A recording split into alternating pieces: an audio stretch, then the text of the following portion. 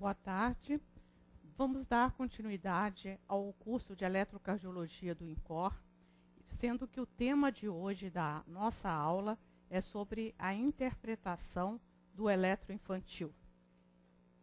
Este tema é um tema que normalmente ele deixa muito desconfortável cardiologistas experientes, mas que não têm familiaridade com o eletro de criança.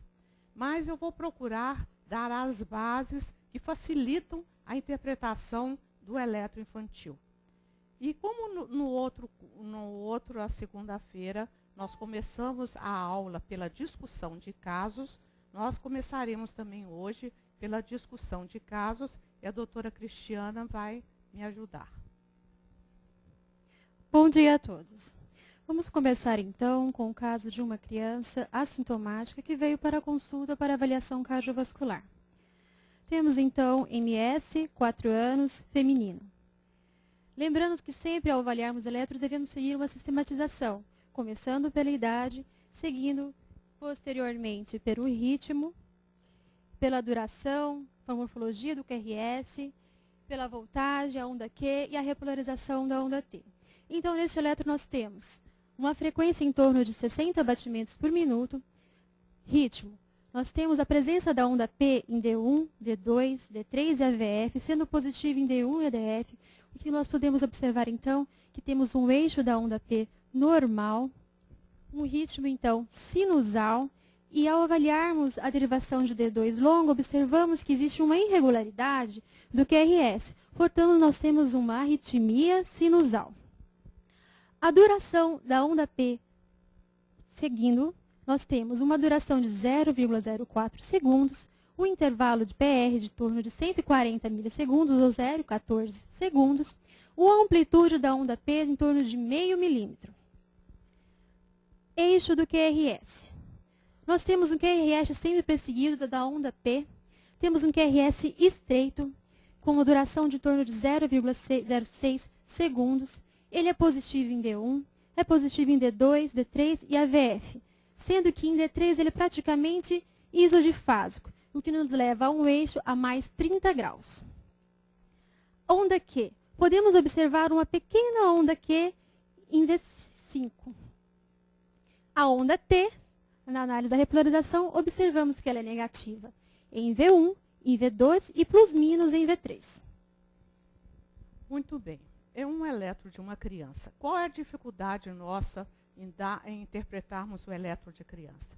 Normalmente, a sistemática para análise do eletrocardiograma é igualzinho que nós fazemos quando nós analisamos o eletrocardiograma de um adulto.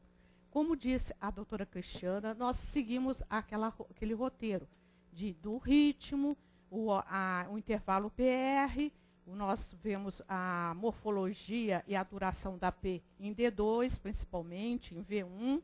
Vemos o QRS, a duração do QRS, a amplitude desses QRS, o eixo do QRS no plano frontal. E lembrar que a criança apresenta uma variação muito grande. E nós temos a dificuldade de fazer o diagnóstico, principalmente porque no recém-nascido, o ventrículo direito mostra todas aquelas repercussões que ele sofre durante a vida intrauterina. E quando nós estamos frente a um eletro de uma criança no primeiro ano de vida, a nossa dúvida sempre é isso. É normal ou existe verdadeiramente uma sobrecarga ventricular direita ou aquele padrão que sugere uma sobrecarga ventricular direita é fisiológico, aquele padrão fisiológico da mudança que a criança, o aspecto eletrocardiográfico vai mostrando, da mudança do padrão do domínio do ventrículo direito no recém-nascido para o padrão de adulto de domínio do ventrículo esquerdo. Já numa criança com mais de 5 anos, agora a nossa dificuldade, ou no adolescente que tem uma parede torácica delgada, a nossa dificuldade é dizer se existe uma sobrecarga ventricular esquerda ou se aquelas voltagens amplas que nós observamos no eletro é, na verdade, uma sobrecarga ventricular esquerda ou se é um padrão fisiológico normal. Então, devido a essas grandes variações das amplitudes, dos achados eletrocardiográficos nas crianças, nós seguimos algumas tabelas, e a tabela mais conhecida e mais utilizada e mais completa é a tabela proposta por Davignon, e que eu pedi para entregar para vocês. Essa tabela vai nos orientar no sentido de ver uma normatização dos padrões, da frequência cardíaca que varia para cada grupo etário, o eixo do QRS e os demais achados eletrocardiográficos. Chamando atenção aqui, principalmente, a amplitude da onda R de V1 e da onda R de V6. Na criança, nós analisamos com muito cuidado essas ondas R de V1, porque elas que vão dar para a gente a significação do domínio do ventrículo direito. E os potenciais que nós vamos ver em V5 e V6, as ondas R's, vai dar a representação do domínio do ventrículo esquerdo. Então, nas precordiais direitas, o direito, e nas precordiais esquerdas, o ventrículo esquerdo. Além disso, a criança apresenta uma repolarização diferente. Vocês observam que o padrão infantil da repolarização ventricular na criança apresenta, nesse caso, apresenta as ondas T negativas de V1 até V3. Em V3, ela já tem um padrão plus-minus, mostrando que ela, com 4 anos, já existe um padrão transicional da onda T negativa do recém-nascido para a onda T positiva para uma criança maior. Observem que em V4 a onda T já é positiva. Então, na aula que eu vou dar, vou comentar com vocês que o recém-nascido, depois de 1 semana de idade, a onda T é negativa, de V4 até V1. E à medida que a criança vai crescendo, a onda T vai positivando primeiro em V4, depois V3, V2 e V1. Muitas vezes, principalmente em mulheres e da raça negra, permanece até a vida adulta a onda T negativa em V1. Então, neste caso, essa repolarização que nós estamos vendo é uma repolarização normal. E, por isso, é importante, na análise do eletrocardiograma infantil, saber muito bem a idade da criança, porque, de acordo com a idade, nós vamos ter um padrão característico. E essas tabelas, como eu mostrei para vocês, de Davignon, ajudam muito no roteiro, mais para a interpretação, no raciocínio, sem ficar muito ligado à tabela, mas dá uma ajuda, principalmente naqueles casos em que a variação é muito grande. Aqui foi colocado os valores de 3 a 5 anos que correspondem aos valores mínimos e máximos da tabela de Davignon, que estão enquadrados neste caso, que é uma criança de 4 anos. E o que nós vamos observar? Que a única dado diferente é a frequência cardíaca, que normalmente deveria estar entre 73 e 137, e que neste caso está em torno de 61 batimentos por minuto. Então, existe uma bradicardia e existe uma irregularidade que foi comentado pela doutora Cristiana.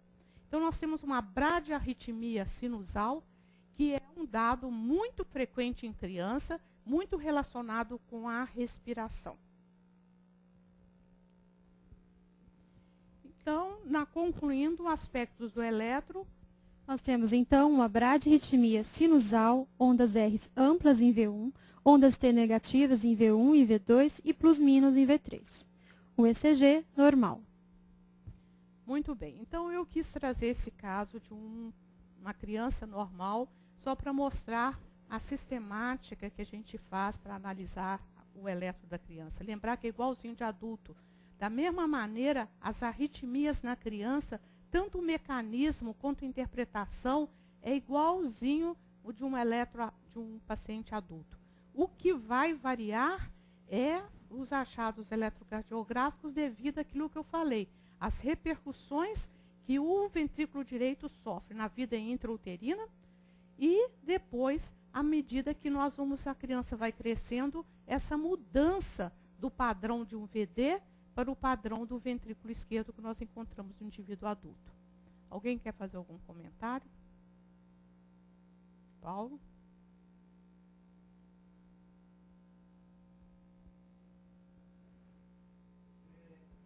disse que a onda T é negativa de V1 a V3 a V4 até que idade?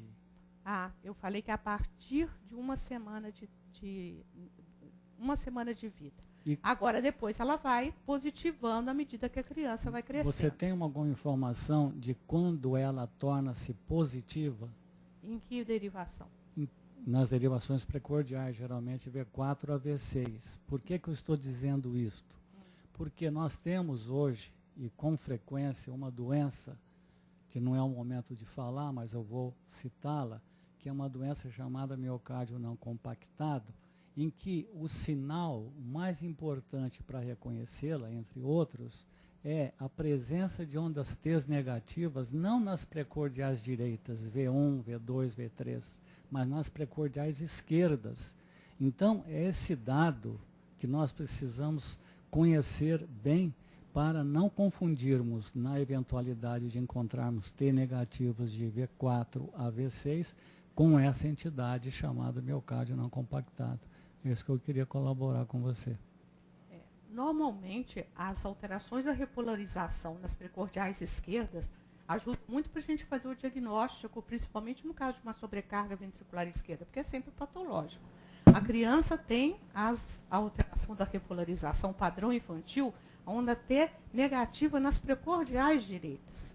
E aquilo que o Paulo falou, todo mundo quer um número mágico, fala, a partir de 5 anos, a onda T já é positiva em V4 e V3. A partir de tal data, ela já está. Não existe, existe uma variação muito grande. Eu posso dizer que a partir dos 12 anos, 10% das crianças ainda mantém a onda T negativa em V1. E, como eu falei, em mulher pode permanecer até a vida adulta ainda em V1. Mas essa variação, à medida que ela vai positivando, é muito variável. Por isso, essas tabelas ajudam muito para a gente acompanhar esses casos. Alguma pergunta, pastor? Não. Pode passar? Então, vamos ver o segundo caso. Segundo caso, então. JPG, 4 meses, masculino. Começando, então, pela frequência cardíaca, que neste eletrocardiograma está em torno de 150 batimentos por minuto. Observamos as presenças das ondas P em D1, D2, D3 e EVF, sendo positivo em D1 e EVF, tendo, portanto, um ritmo sinusal, com o eixo da onda P normal. A duração da onda P, que neste eletro está em torno de 0,06 segundos, com amplitude mais ou menos em torno de 3 milímetros, a duração do PR em torno de 180 milissegundos, ou 0,18 segundos, e como nós vamos ver posteriormente, para esta idade já configura um BAV de primeiro grau. Voltagem. Podemos observar o eixo. O QRS ele é estreito, e nós podemos observar aqui que ele tem uma duração de mais ou menos 0,06 segundos. Ele é negativo em D2, em D3 e AVF. Isso mostra que ele está desviado para a direita e para cima. As ondas R são amplas, de V1 a V5, e as ondas S são profundas, de V2 a V6. Ao analisarmos a onda Q, podemos observar uma pequena onda Q em V1, que, como vocês vão observar posteriormente, é patológico. A onda T ele é negativa em V1, é negativa em V2 e em V3. Bem, este caso eu trouxe justamente para nós discutirmos algumas coisas. Lembrem que é uma criança de 4 meses. O que chama atenção? É um ritmo sinusal, mas existe um PR longo. Lembrar que o PR em criança, para vocês terem uma ideia, é 200 milissegundos. O padrão do adulto a gente só encontra a partir de 20 anos. Até mais 16 anos, na tabela de Davignon, é 0,19 segundos. Então, nós temos sempre que ter em mente que o PR varia de acordo com a idade. Então, aqui temos um BAV de primeiro grau. Chama atenção em D2, essas ondas P altas, pontiagudas, com 3 milímetros, como disse a doutora Cristiana, mostrando uma sobrecarga de átrio direito. E um eixo do QRS voltado para cima e para a direita. E a orientação do eixo nesse terceiro quadrante faz a gente sempre fazer um diagnóstico. Como no caso aqui, nós temos em V1 um padrão de um QR, que é um padrão típico de uma sobrecarga ventricular direita extrema, nós precisamos raciocinar. Será que esse eixo desviado para cima e direita é só por conta de uma sobrecarga direita extrema ou existe também a associação de um bloqueio da divisão antero-superior? Isso é importante porque a presença de um bloqueio da divisão antero-superior numa criança sempre indica uma anomalia do sistema de condução e faz a gente já raciocinar em função de determinadas patologias, principalmente os defeitos do septo atroventricular. E, por isso, neste caso, qual seria a chave do diagnóstico do BDAS na presença de uma sobrecarga direita? É a presença dessas ondas R's que a gente observa aqui em D2, D3 e AVF.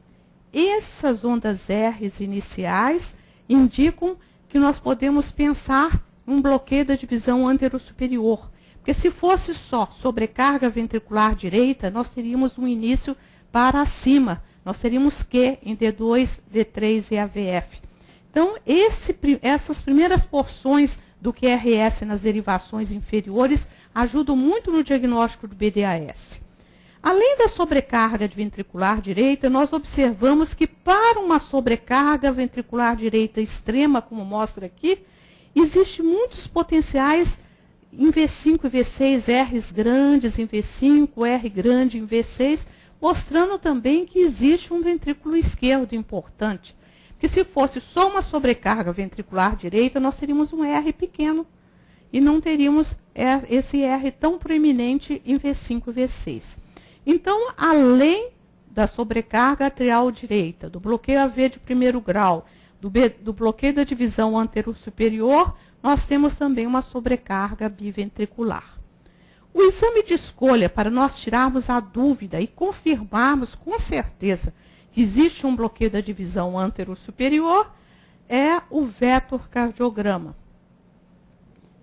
No vetocardiograma, nós vamos observar no plano frontal, esse aqui, notem que isso aqui é inferior, superior, esquerdo e direita. A alça do QRS, ela inicia-se para baixo, com rotação anti-horária, e depois vai para cima e para a direita. Essa rotação anti-horária, estas forças para baixo, configuram a presença do BDAS junto com a sobrecarga ventricular direita. Se fosse um BDAS isolado, nós teríamos aqui umas forças para baixo e depois a alça ficaria no quadrante superior esquerdo e não no superior direito. Então, o BDAS é confirmado pela alça do QRS no plano frontal, enquanto que no plano horizontal, nós observamos a saída para trás e para a direita, existe uma inversão da ativação septal, mostrando a hipertrofia do septo direito, a sobrecarga ventricular direita extrema, com rotação horária da alça do vetocardiograma, que vem todo para frente e para a direita. Notem que não deveria ter porções mais para a rotação anti-horária, ou em 4 meses de idade, a rotação da alça do vetocardiograma já forma um 8, já é uma fase transicional. E aqui não, ela mostra as forças todas para frente e para a direita. Então, concluindo. Conclusão. O QRS nesse eletrocardiograma está com um eixo em torno de 140 graus, o eixo da onda menos 140 graus, o eixo da onda P mais 60 graus, o intervalo PR 160 milissegundos, a presença de RS em D2, D3 e AVF, ondas R amplas de V1 e AV5, ondas S profundas de V2 a V5. No plano horizontal, a alça do QRS é de rotação horária orientada anteriormente, com as porções iniciais para trás e para a direita. E no plano frontal, uma rotação anti-horária com orientação da alça para cima e para a direita. Observam-se porções iniciais para baixo e para a direita, configurando o PDAS e a sobrecarga ventricular direita.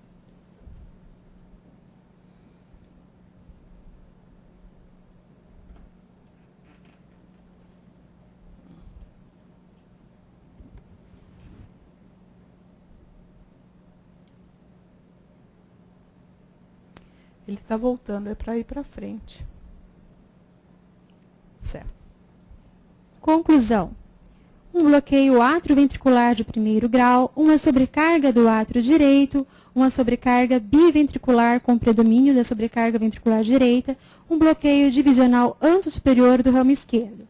O ecocardiograma mostra uma dilatação do átrio direito, uma dilatação discreta do átrio esquerdo, uma junção atrioventricular anormal, válvula única, o ventrículo direito hipertrófico dilatado, ventrículo esquerdo hipertrófico dilatado, um defeito do septo atrioventricular medindo 14 milímetros, o septo interatrial com comunicações múltiplas. Conclusão: defeito do septo atrioventricular de forma completa tipo A de Rastelli, comunicação interatrial. Você quer falar alguma coisa, Paulo? Fazer algum comentário?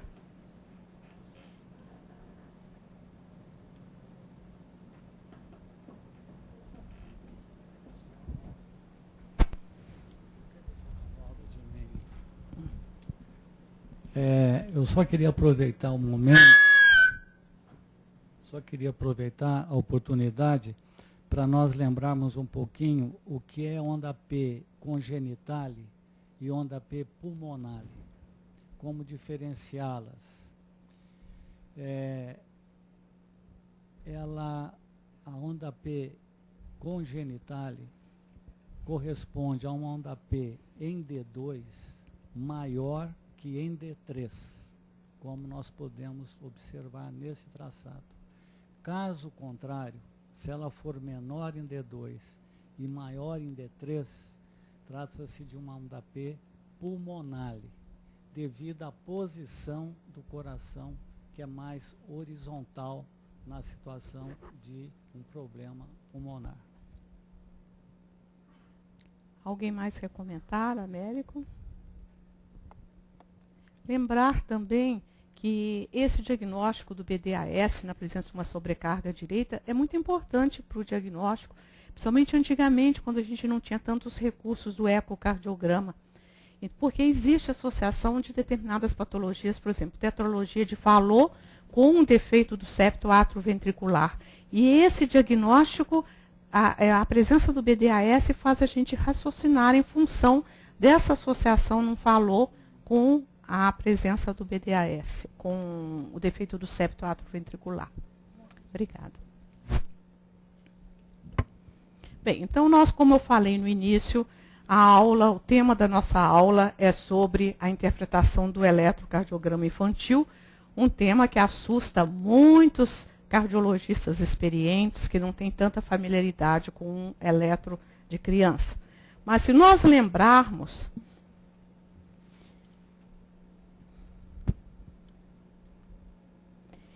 que sempre que nós olharmos um eletrocardiograma de criança, nós temos que observar e notar sempre que os achados do eletrocardiograma são idade dependentes. Que as medidas dos intervalos do PR, QT, são também, além de idades dependentes, eles são frequências cardíacas dependentes. Lembrar da presença de artefatos, de má posição cardíaca. Tudo isso dificulta muito a análise do eletrocardiograma infantil. Mas o mais importante é lembrar que o eletrocardiograma do recém-nascido, ele reflete as repercussões hemodinâmicas sobre o ventrículo direito na vida intrauterina. E que o eletrocardiograma da criança mostra a progressiva passagem do domínio de VD para o padrão de predomínio fisiológico do ventrículo esquerdo que nós encontramos no adulto. Então, para falar do eletrocardiograma da criança, nós temos que entender um pouquinho o que acontece durante a vida intrauterina. Então, durante a vida intrauterina, nós vamos ver que o ventrículo direito, ele está sujeito a um regime de grande resistência, uma pressão muito grande, porque existe uma resistência arteriolar pulmonar muito grande.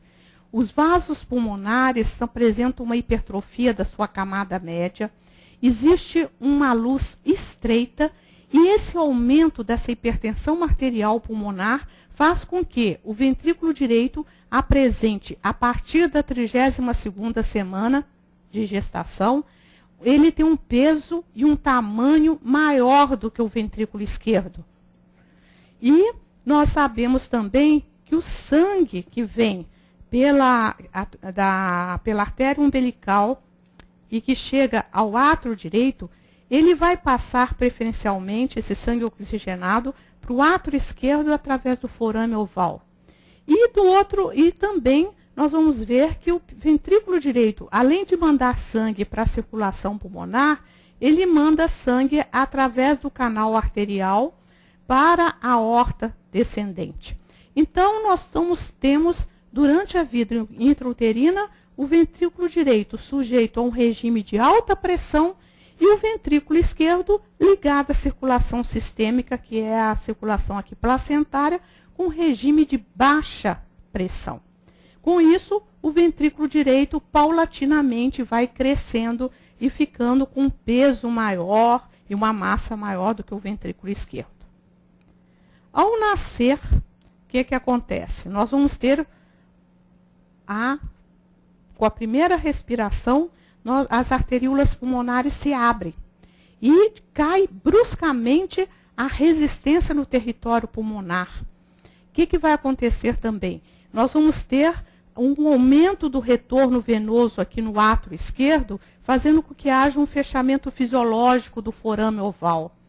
Nós vamos ter uma inversão do fluxo através do canal arterial, que fica praticamente vasoconstrito sob a ação do oxigênio e que ele posteriormente vai formar o ligamento arterioso. Então, logo nos primeiros minutos de vida, nós já temos o padrão do adulto da circulação do coração.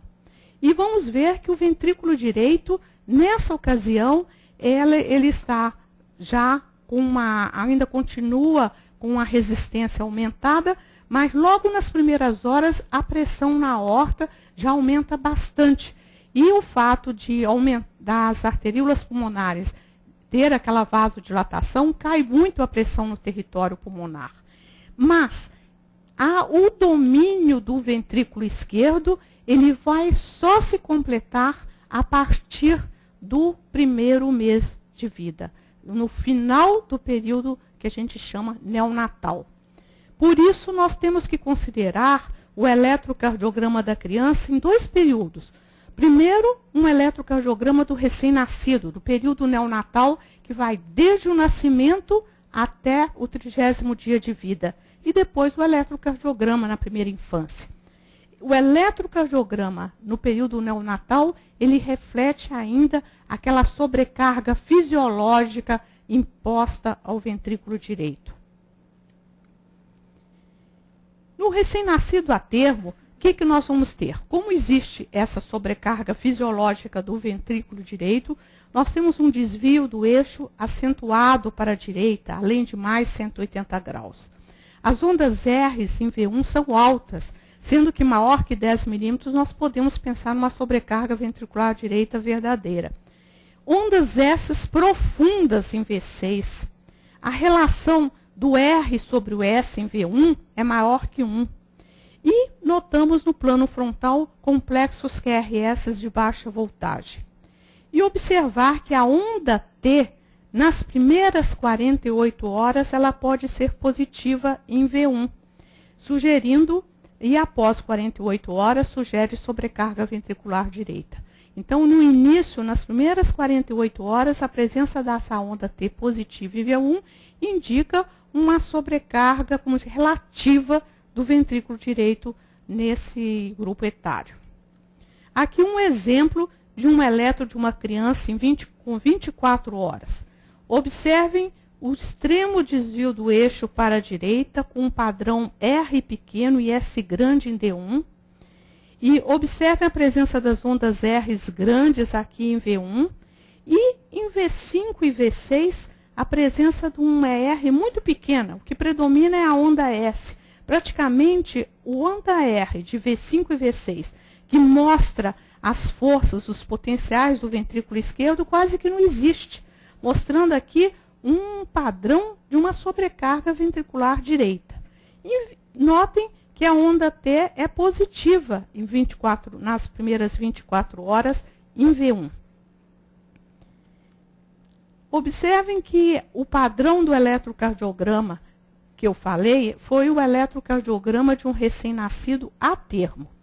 Quando nós falamos de um recém-nascido prematuro, nós vamos observar que o padrão dele é diferente, porque esse ventrículo esquerdo é dominante, porque o ventrículo direito ainda não ficou sujeito durante muito tempo àquele regime de hipertensão arterial pulmonar. Então, a criança que nasce antes do tempo, nós vamos observar um padrão diferente do recém-nascido a termo. Eles apresentam uma variação muito grande, tanto bradicardia quanto taquicardia, uma variação muito grande na frequência cardíaca. A onda R em V1 é de menor amplitude, predominando a onda S. E em V6, nós temos a presença de uma onda R alta, mostrando a dominância relativa do ventrículo esquerdo nesse grupo etário.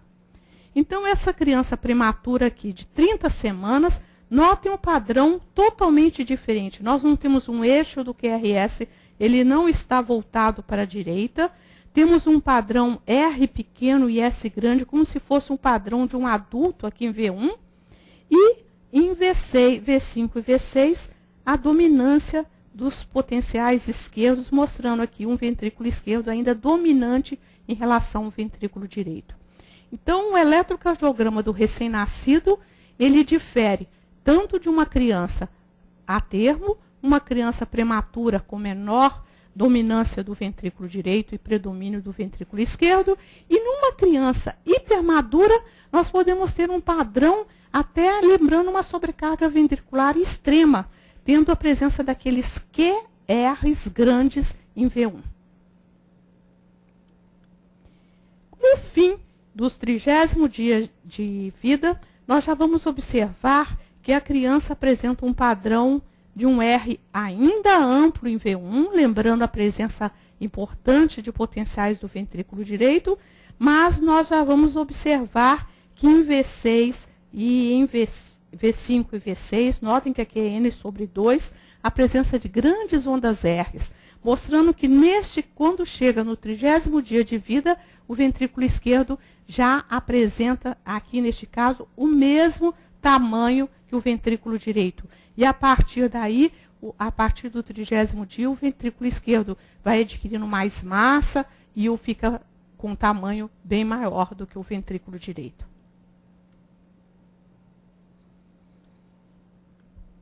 Quando nós estudamos o eletrocardiograma da criança, na análise, nós temos que levar em conta a idade, é fundamental. Sem a idade, nós não podemos interpretar um eletro de criança. Temos que ver a indicação, por que foi indicado esse eletro, o diagnóstico clínico, se tem suspeita de uma cardiopatia, ou se é por uma avaliação simples, um pré-operatório, por exemplo. Observar as medicações que a criança está usando e as alterações eletrolíticas, se existir. E fazemos a seguir aquela análise sistemática que é feito como no adulto. Vemos a frequência cardíaca, o eixo de P e ritmo, a duração, amplitude de P, os intervalos PR, a presença no QRS, tanto do eixo, amplitude, a presença das ondas Q, e finalmente nós vamos observar o intervalo QT com QTC e as alterações do segmento ST e da onda T. O eletro da criança, ele tem que observar, na hora da sua realização, que a técnica também é um pouco diferente do adulto. Principalmente quando a criança, o eletro é solicitado por conta de uma cardiopatia, há necessidade e é interessante fazer o V4 situado à direita para nós analisarmos melhor o ventrículo direito.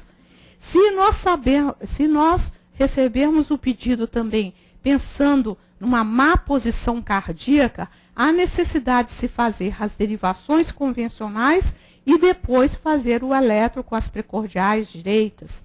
Lembrar que a criança, é muito comum os artefatos, a criança ela chora, ela mexe, nós temos que usar eletrodos específicos para a criança, do tamanho, principalmente no recém-nascido, de tamanhos menores. Ter cuidado na hora de colocar o contato, as pastas, para não espalhar a pasta em todo o tórax, pré-córdio, fazendo com que todas as derivações, se espalhamos muita pasta, nós vamos fazer que todas as derivações de V1 a V6 apresentem a mesma morfologia, RS, o mesmo aspecto. Tudo isso nós temos que levar em consideração. E levar em consideração aquilo que eu falei, que os achados eletrocardiográficos na criança são idade e frequência dependentes. E por isso nós temos que, muitas vezes, nós não temos que lançar mão daquelas tabelas que eu falei com vocês, que relacionam os achados eletrocardiográficos com a idade das crianças. A tabela que nós utilizamos, que foi a tabela de Davignon, foi a tabela que nós utilizamos na diretriz para a interpretação do eletrocardiograma infantil. Foi realizada por Davignon em 1979. Ele estudou o eletro de 2.141 crianças brancas, todas brancas, de 0 a 16 anos. Mas, aqui uma crítica ao trabalho dele. Ele não separou essas crianças pelo sexo. Isso é muito importante, principalmente no grupo etário maior, quando chega na adolescência. As medidas de um menino, de um rapaz, é diferente de uma moça. Além disso, observamos que, por outro lado, que ele dividiu esses achados em 12 grupos de idades diferentes. Mas aqui vem a coisa mais importante da tabela de Davignon. Ele estudou 1.027 crianças no primeiro ano de vida, que é quando nós temos as maiores mudanças no eletrocardiograma. No primeiro ano de vida tinha 7 grupos. E no primeiro mês de vida, que é aquele período que eu falei neonatal, que vai do nascimento até o 30º dia de vida, ele analisou 668 crianças. Por causa disso, nós ainda é a tabela que é utilizada em todos os trabalhos, que dá suporte aos diagnósticos computadorizados, apesar de ser feita em 1979, com uma tecnologia diferente, com um corte de frequência diferente do que nós utilizamos atualmente e sem separar o grupo de sexos masculino e feminino.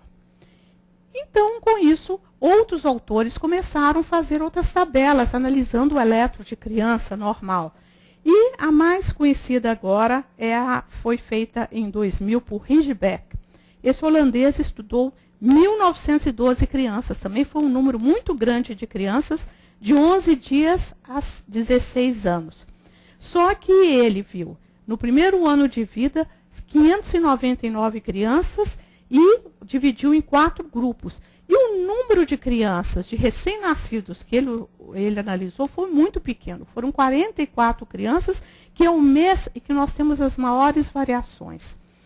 Mas ele fez uma coisa que ajudou muito a análise quanto ao sexo. Ele dividiu as crianças entre o sexo masculino e feminino, e aí ele comparou com os dados de Davignon e verificou isso, que a amplitude que ele encontrou para os adolescentes foi maior, que a amplitude dos adolescentes homens a amplitude foi muito maior do que a amplitude que ele encontrou do QRS para as adolescentes meninas.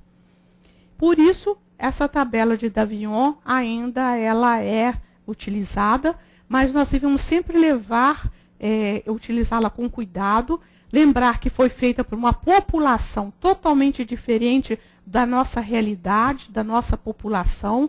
Foram crianças todas brancas e crianças que têm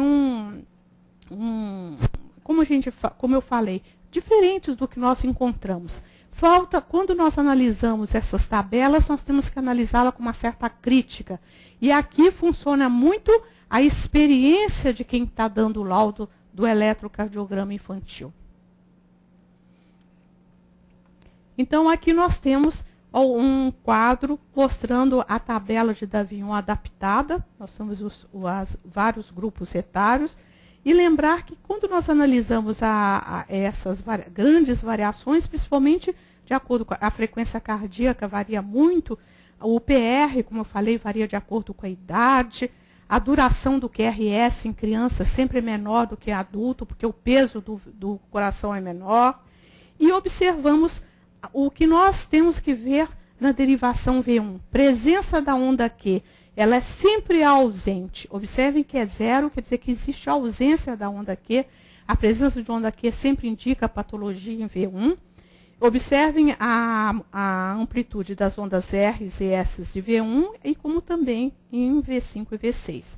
Já a onda Q em V6, ela é muito comum, como também é muito comum a presença de ondas Q's importantes em D2, D3, AVF na criança. E a onda T, ela é negativa nas precordiais, como eu falei, direitas, a partir da primeira semana de vida até de V1 a V4, e à medida que a criança vai crescendo, ela vai positivando de V4 para o V1. O eletro da criança normal, o ritmo sempre é sinusal, mas a arritmia sinusal é muito importante e é muito encontrada e é comum nos primeiros dias de vida, diminuindo com o aumento da frequência cardíaca. O fato da arritmia sinusal ser um encontro comum em criança faz com que muitas vezes a gente não leve muito em consideração ao dar laudo. Isso assusta muito a mãe, a não ser que a gente coloque uma arritmia sinusal e depois coloque um padrão dentro dos limites da normalidade. A bradicardia sinusal pode acontecer nos prematuros, que eu falei que tem uma variação muito grande ou de bradicardia ou taquicardia, uma variação muito grande da frequência cardíaca, e a sinusal respiratória, essa arritmia é comum na criança e no adolescente. A frequência cardíaca. Na primeira semana, ela está em torno de 120, 130 batimentos por minuto, e o valor máximo nos prematuros é de 210 e um mínimo de 70, como eu comentei com você, essa variação muito grande. Já no feto a termo, o valor máximo é de 200 e o valor mínimo é de 90 batimentos por minuto. A taquicardia sinusal que nós observamos na criança pode ocorrer sem indicar mesmo um problema patológico. Ela pode ocorrer por outras causas, como uma febre, infecção, dor, anemia, desidratação e mesmo doenças diferentes de cardíacas, como hipertiroidismo e a miocardite, no caso a miocardite seria do coração, pode dar taquicardia, mas lembrar sempre da presença do uso de drogas agonistas beta-adrenérgicos e da teofilina. Já a bradicardia sinusal, nós encontramos em anormalidades do sistema nervoso central, na hipotermia, aumento da pressão intracraniana, meningite e mesmo o uso de drogas que são usadas na mãe, principalmente no parto. Outra coisa que pode determinar a bradicardia sinusal no recém-nascido é o hipotiroidismo congênito ou o recém-nascido de mães com doenças autoimunes, mães lúpicas. É muito comum encontrarmos bradicardia sinusal. E lembrar sempre da presença também do síndrome do QT longo, que é acompanhada de bradicardia. A onda P na criança, ela não difere muito da onda P do adulto. O eixo do P é o eixo de P normal, que nós encontramos entre 0 e 90 graus. Em V1, ela tem uma morfologia ou positiva ou plus-minus, como nós encontramos no adulto. A amplitude também não ultrapassa 2,5 milímetros lá em D2, no plano frontal. E a duração sim é menor do que nós encontramos no adulto, variando de 0,04 segundos a 0,08 no recém-nascido. Uma criança maior, ela chega a 0,09 segundos. O intervalo PR varia de acordo com a idade. Então, a duração no período neonatal fica entre 0,10 e 0,11 segundos, sendo que os valores mínimos no recém-nascido é de 0,07 segundos e o máximo 0,15 segundos. Na infância, o valor máximo chega a 0,17 e no adolescente 0,19. Então, aquilo que eu falei com vocês, sempre observarem bem o intervalo PR e observar que um intervalo PR que é anormal para um adulto pode, de acordo com aquele grupo etário, significar um bloqueio AV de primeiro grau. E que o valor do PR de 200 milissegundos, ou 0,20, nós encontramos a partir dos 20 anos. O complexo QRS na criança, ele apresenta um eixo voltado para a direita no plano frontal, em torno mais ou menos de mais 135 graus na primeira semana. E quando chega em torno do terceiro, sexto mês, já o eixo vai se voltando para a esquerda, ficando em torno de mais 60 graus. E a duração sempre menor do que o adulto. Guardar que uma criança nunca tem um QRS maior que 0,10 segundos. Então, a criança só a partir dos 12 anos que tem um QRS em torno de 0,10 segundos. Isso é importante porque para fazer o diagnóstico de bloqueios de ramo, muitas vezes nós podemos fazer o diagnóstico pela morfologia do QRS, mesmo que ele não atinja aqueles 120 milissegundos. Nós nunca vamos encontrar isso, podemos encontrar um bloqueio na criança com essa duração menor. A morfologia do complexo QRS. O recém-nascido a termo, o padrão RS em D1 indica aquele extremo desvio do eixo para a direita. A onda R maior que S em V1 mostra o domínio do ventrículo direito e a onda R menor que S em V6 indica aquele desenvolvimento menor do ventrículo esquerdo no recém-nascido.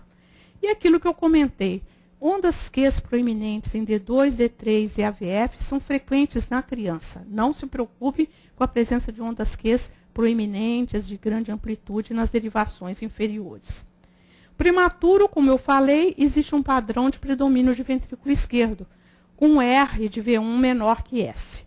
Já no final do primeiro mês, nós temos um R grande, tanto em V1 quanto em V6, mostrando que existe tanto um ventrículo direito continua importante, mas o ventrículo esquerdo já se desenvolveu e está com o mesmo tamanho do que o ventrículo direito. A amplitude da onda Q vai diminuir em D3 e a sua incidência vai aumentar nas derivações esquerdas, D1, AVL, V5 e V6. Então, aqui para vocês observarem no plano horizontal a orientação do eixo do QRS. Nas primeiras semanas, ele está para frente e para a direita. Logo na infância, ele vai progressivamente voltando-se para a esquerda, mas permanece para a frente. Por isso, as ondas R's grandes, mantendo em V1 durante toda a infância. E só depois, a partir de 5 a 8 anos, que o QRS, o eixo de QRS, volta-se para trás, como nós encontramos no adulto. Então, a criança mantém aquele padrão de R's grandes em V1 e V2 durante o primeiro ano de vida. Aqui estamos mostrando um caso de uma criança, alça de QRS de uma criança de 10 dias, mostrando aquele padrão que eu falei de uma sobrecarga ventricular direita importante. Esse aqui é o plano horizontal com a alça com rotação horária, muito para frente e para a direita. Observando em V1, vai dar esse R grande em V1 e esse S profundo em V6. Notem que a manifestação do ventrículo esquerdo aqui é por essa R pequena aqui em V6. Poucos potenciais vão para a esquerda.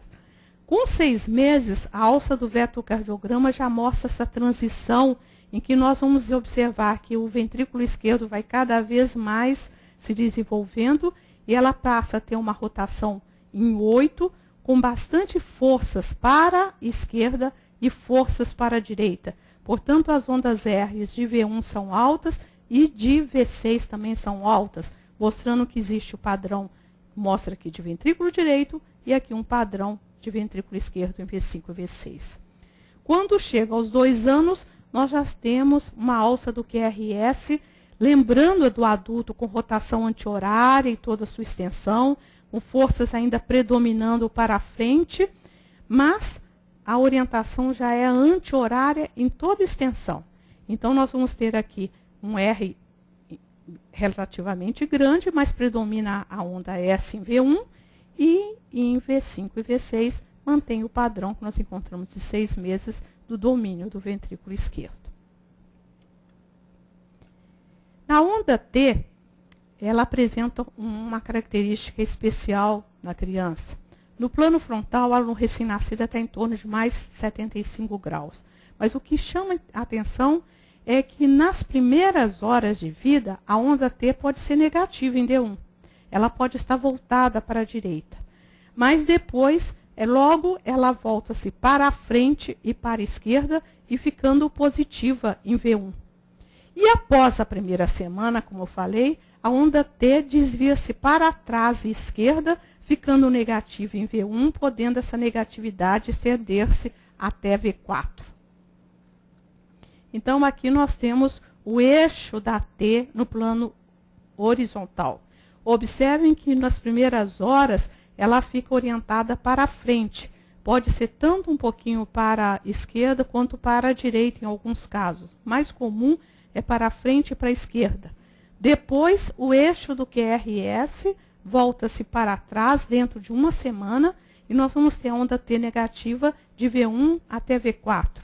Para só no adulto, ela se voltar para a frente e para a esquerda, ficar em torno de mais 30 graus, mostrando então aquele padrão que nós temos num adulto, que é uma onda T de baixa voltagem V1, porque como ela fica muito voltada para a esquerda, a derivação V1 que está aqui não enxerga ela tão bem, mas de V2 até V4 nós temos uma T positiva.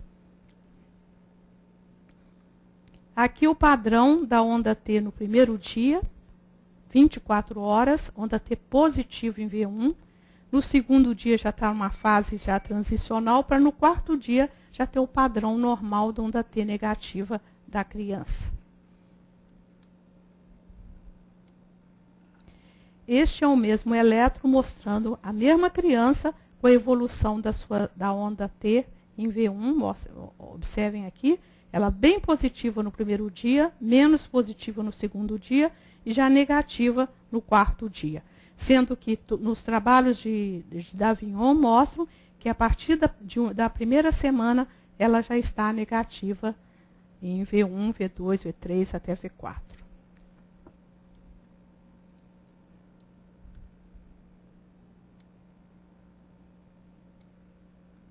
Você passa para mim?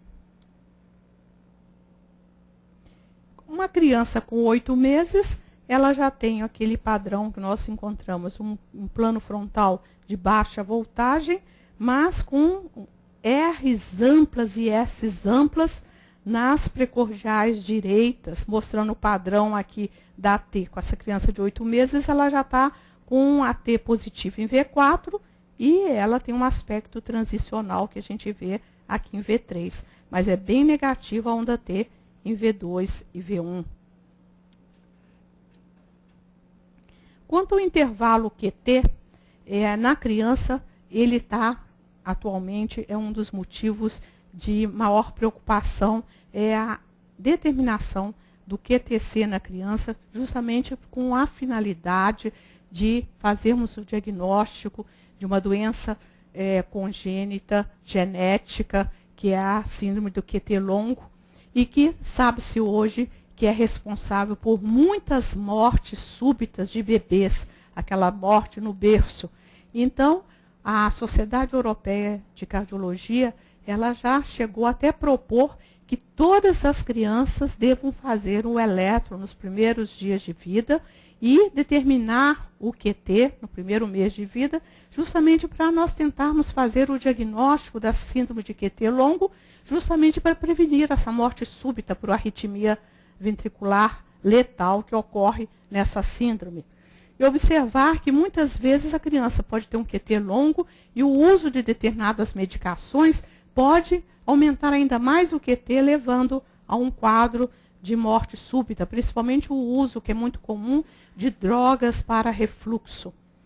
Então, nós vamos observar que a criança, nos primeiros dias, ela tem um QT-C aumentado.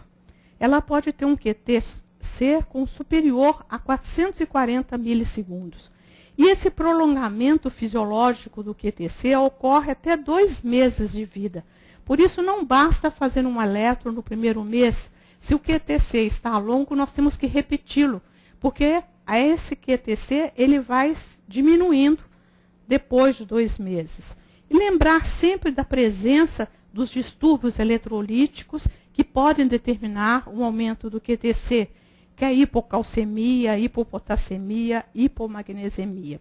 Lembrar que isso é muito comum em crianças que têm diarreia e vômito. As anormalidades do sistema nervoso central, a presença de drogas, como eu comentei agora, a cisaprida ou determinados antibióticos, antialérgicos. Lembrar o recém-nascido de mães com doença autoimune também pode determinar um QT-C aumentado. E, finalmente, aquilo que é o mais temido, que é a criança ter a síndrome do QT longo congênito. Então, isso aqui é um exemplo de uma criança, um recém-nascido, que tem um QT-C de 583, muito aumentado. O QT-C acima de 500 sempre tem que se preocupar. Então, nós vamos observar que a criança tem um QT-C aqui muito, muito longo. Então, um caso de uma criança com QT longo congênito. Observar na presença do QT longo congênito que, além do QT estar longo, nós vamos observar a presença de ondas T alternantes. Observem aqui negativa e aqui positiva.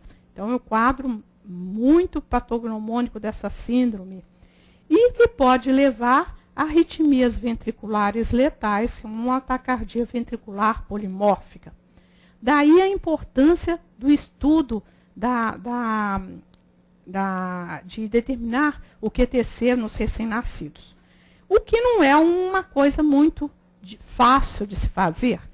Observem que normalmente as crianças têm uma frequência alta e determinar o final da onda T numa criança fica difícil. Além disso, existe irregularidade da frequência cardíaca. Mas a Sociedade Europeia de Cardiologia, ela indicou, colocou um algoritmo que nós seguimos, que seria o fato de fazer o primeiro eletro em torno de 1 mês, e se o QT-C for maior que 440, nós vamos repetir esse eletro. E se ele for menor que 440, ficamos tranquilos. Se o QT-C estiver entre 440 e 500, nós vamos observar que nesse intervalo de 440 a 500, nós temos que nos preocupar, além de no segundo eletro, no caso do segundo eletro, não no primeiro eletro, que o primeiro eletro pode ocorrer esse aumento. Mas nós vamos ver a história familiar, se tem história de morte súbita na família, e nós vamos pedir novo eletro, pedir um Holter para ver se existe alternância da onda T, fazer investigação genética. Caso ocorra um desses fatos, alguma alteração disso aí, nós vamos considerar o tratamento. E se o eletro, se não ocorrer nada, nós repetimos o eletro está normal, tudo bem. Mas, no caso de uma criança já com um QT-C acima de 500, nós fazemos tudo aquilo, analisamos a história familiar, fazemos um Holter, investigação genética, mas sempre esses casos a criança é encaminhada para o tratamento, justamente para evitar aquele problema da morte súbita, como eu comentei.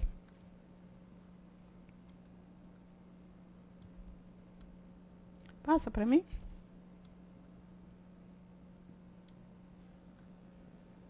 Bem, vamos voltar, porque agora passou demais. Então, aqui um eletro normal de uma criança de 6 anos, que não apresenta alteração nenhuma, já tem um QRS com padrão de adulto, e nós temos chama atenção só a repolarização ventricular. Eu quero só chamar a atenção para sempre observar a idade na hora de interpretar o eletro, porque já aconteceu no nossa discussão de casos, de pessoa colocar com uma alteração da repolarização ventricular o estudante, porque ele não viu a idade. Porque se você olha um eletro desse com essas ondas T invertidas de V1 a V3, você fica preocupado. Mas com a criança de 6 anos é normal. Aqui com 11 anos, observem que ela apresenta essa arritmia sinusal, que é comum. Observamos também a presença da onda T já positiva em V2 e V3, só negativa aqui em V1, então é um padrão normal. Mas muitas vezes a gente fica em dúvida, a amplitude é tão grande, uma criança de 11 anos, se isso aqui teria algum potencial, poderia significar alguma sobrecarga ventricular esquerda. Aí nós vamos lembrar sempre que a criança, o adolescente tem um tórax fino e essas amplitudes são normais. Aqui já é um caso de uma criança de 2 meses, em que o diagnóstico de uma sobrecarga ventricular direita é nítida. Observem aqui como o eixo do QRS está extremamente desviado para a direita e para baixo, e uma onda R ampla, praticamente pura em V1. Praticamente nós não observamos padrões de R, o R é mínimo em V6, mostrando a grande sobrecarga direita, que o vetocardiograma mostra aqui no plano horizontal, com essa rotação da alça horária em toda a sua extensão e para frente. Aqui uma criança de 2 anos já com um padrão de sobrecarga, tanto do ventrículo direito quanto do ventrículo esquerdo.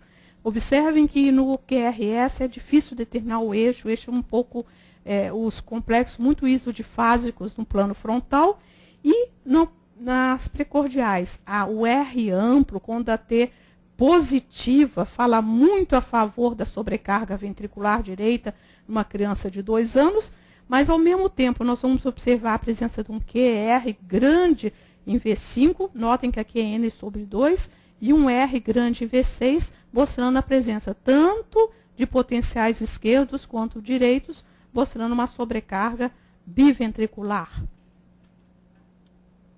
As indicações do eletro na criança, normalmente, é para diagnóstico e controle das doenças congênitas cardíacas. O eletro é pedido principalmente a arritmias, principalmente muitas vezes uma arritmia sinusal, mas às vezes é muito irregular e o pediatra pede. Na suspeita de doença reumática ou frente à doença reumática, doença de Kawasaki, pericardite e miocardite. As crianças com síncope e tonturas, dor no peito. História familiar de morte súbita, justamente para a gente ver aquela presença do síndrome do QT longo, alterações eletrolíticas e ingestão de medicamentos. E lembrar que muitas vezes é pedido um eletro numa criança que não tem nada para fazer um pré-operatório. Isso aí nós temos que ter extremamente cuidadosos, porque eu já encontrei no consultório mães apavoradas porque o cirurgião pediu um eletro e o eletro deu arritmia sinusal e que o filho dela estava com arritmia.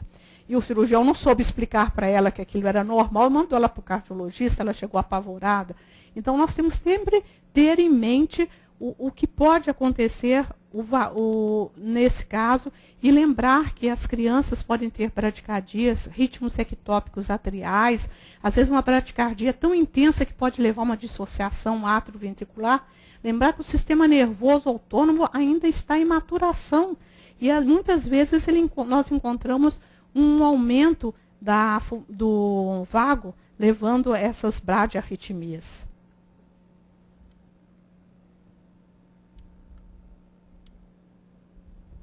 Passa para mim, por favor. Bem, deixei para o final, numa discussão das más posições cardíacas. Lembrar, de uma maneira muito simples, 2 coisas. Primeiro, como nós fazemos o diagnóstico na criança dos CITs, como nós fazemos o diagnóstico no eletroinfantil de inversão ventricular e de posição do coração. Então, nesse eletro de uma criança de 8 anos, o que chama atenção? Chama atenção que logo de cara, em V1, nós vamos observar que a onda P é negativa. Onda P negativa em D1, nós temos 3 diagnósticos sempre para pensar. Primeiro é o mais comum, uma inversão de eletrodos. Segundo, é a presença de um ritmo ectópico atrial. E terceiro, a presença de um citos inversos. Então, a onda P, a orientação da onda P para a direita é que vai dar a orientação dos citos. Então, no caso aqui, além da onda P estar para a direita, nós observamos uma inversão do QRS. Ele começa com R, S, R', que não é a inversão do habitual, e a onda T, ela é negativa em D1. Quando nós consideramos as precordiais, nós observamos que o QRS ele está caindo para as precordiais esquerdas, está diminuindo. E com a presença das ondas T negativas também aqui em V5 e V6. Então, a presença da onda P negativa em D1 fala a favor dos citos. Nós só vamos ter dificuldade de ver os citos quando existe um ritmo ectópico atrial. Na presença de um ritmo ectópico atrial, não dá para vermos os citos pela onda P. Aí, neste caso, nós temos que lançar mão do raio-x. E a presença das primeiras porções do QRS, os primeiros 20 milésimos de segundo, ele vai dar o diagnóstico da inversão ventricular. Porque lembrem que o primeiro vetor, ele está sempre orientado para o ventrículo direito. Ele está para frente e para a direita, então nós vamos ter sempre Q aqui em D1 e vamos ter Q em V6. O fato de ter uma onda R inicial está mostrando que o primeiro vetor está voltado para a esquerda. Então, a chave do diagnóstico de inversão ventricular é dado pelas primeiras orientação das primeiras 20 milésimos de segundo da ativação ventricular. E a onda T para a esquerda, para a direita, como está aqui, negativa em D1 e V6, mostra que a ponta do coração está voltado para a direita. Então, normalmente, a onda T, ela segue a posição da ponta do coração. Então, faça, por favor. Para a determinação do citus atrial, nós olhamos a onda P. Em D1 e V6. Né? Onda P para a direita, nós vamos, como observamos onda T negativa em D1, nós só temos que pensar nos citos inversos. Só usamos o raio-x de tórax quando existe um ritmo ectópico atrial.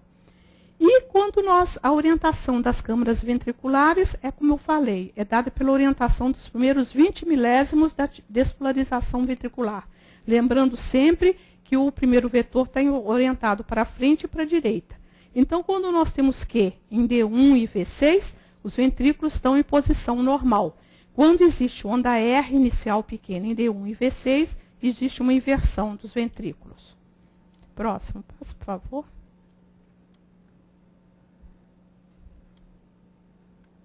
Isso. Sabendo já a orientação dos átrios e a orientação dos ventrículos, nós já podemos saber se existe concordância ou discordância atroventricular.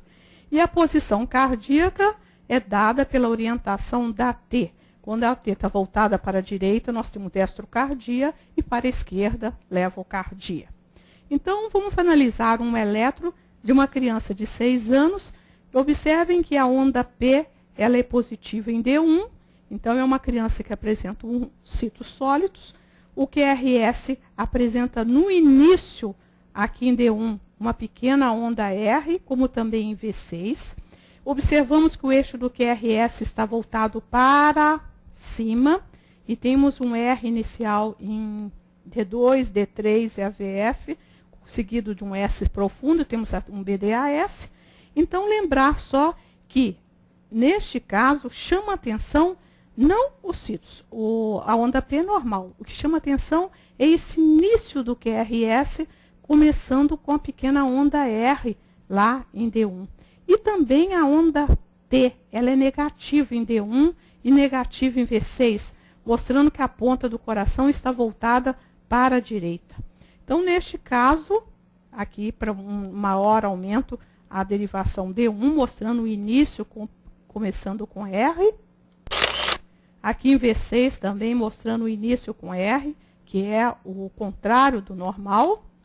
Então, neste caso, para a gente analisar os citos, nós vimos que a P é positiva em D1 e V6, então os citos são sólidos.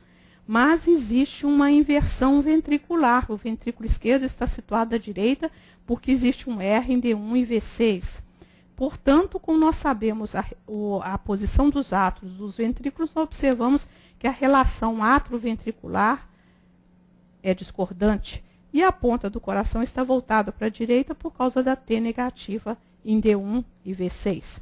Então, de uma maneira muito simplificada, para mostrar para vocês como nós fazemos o diagnóstico de má posição dos átrios, dos ventrículos e da ponta do coração.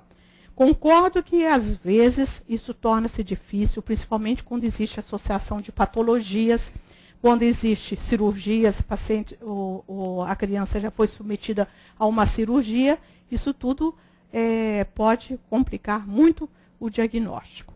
Mas esses dados ajudam muito a gente já a raciocinar e pensar numa má posição cardíaca.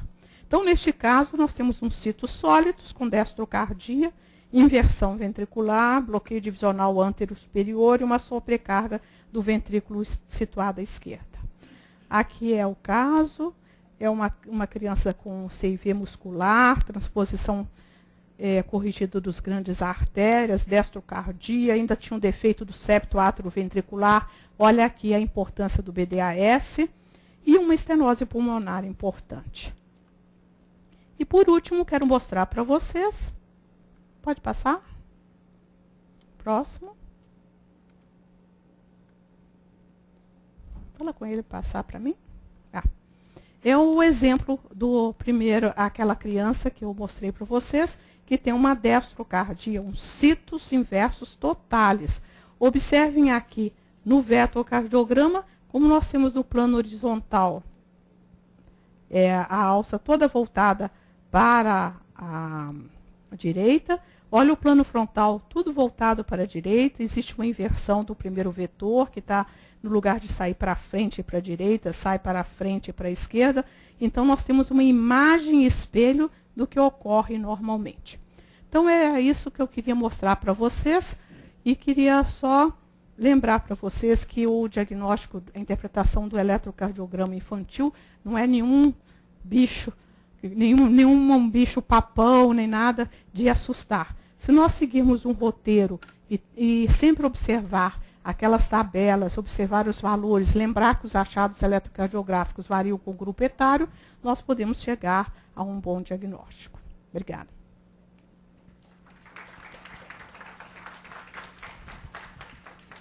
Alguma pergunta? Pode falar.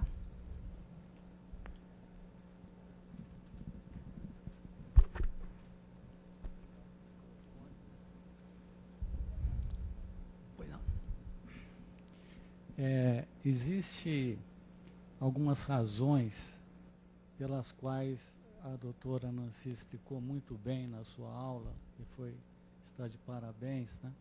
Estamos dando essa aula já há alguns anos,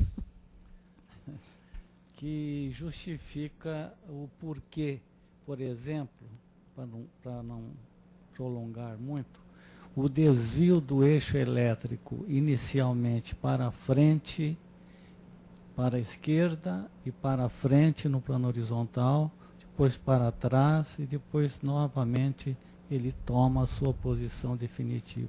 Do eixo do QRS? Do eixo do QRS no plano horizontal. Certo. Para justificar o dado mais importante, que é o frequente diagnóstico de sobrecarga biventricular que se faz nas crianças. Porque ele vem para frente, depois vai para trás, depois fica no meio. Ou seja, dá onda R do mesmo tamanho, tanto em V5 e V6, como nas precordiais, nas derivações direitas. Então, a razão disso é que, na criança, a musculatura ventricular não segue a lei de Frank-Starling. a musculatura da criança é endurecida, ela é mais dura e, portanto, ela tem essas, vamos dizer assim, variações frequentes. Esse é um ponto que eu acho que é interessante a gente buscar do porquê das coisas. O segundo ponto é uma brincadeira. É o seguinte, se você, por um engano, e que existe, não sei quem que deu uma aula aí, se você trocar o braço esquerdo pela perna esquerda, desculpa, direita, braço esquerdo, perna direita, o eletro que nós vamos encontrar é muito semelhante à da destrocardia. Portanto, se isso acontecer alguma vez, cuidado, não vai só pelo aspecto de D1, que não corresponde a V6, que é aquilo que a gente toma como referencial. Quer dizer, D1 está de um jeito e V6 está do mesmo jeito. Bom, então isso aí é uma descardia verdadeira e acabou a história. Então, se isso acontecer em D1, não fique só em D1. Corra, olhe V6 para a gente ver se não tem uma modificação. É impressionante. Eu estou dizendo isso porque nós trocamos os cabos de vários pacientes por um trabalho e achamos coisas interessantíssimas realmente. Parabéns, obrigado, Nancy. E também ajudar, como o nosso técnico uma vez fez o eletro de uma criança que ele já sabia que tinha uma má posição do coração, ele já trocou tudo e não colocou V4R, V3R, V5, colocou como se fosse normal. E ficou horrível de se interpretar, né? Depois nós descobrimos que ele já fez de uma vez, e já corrigiu tudo.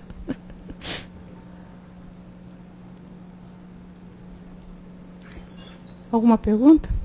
Tá bom, muito obrigada, então.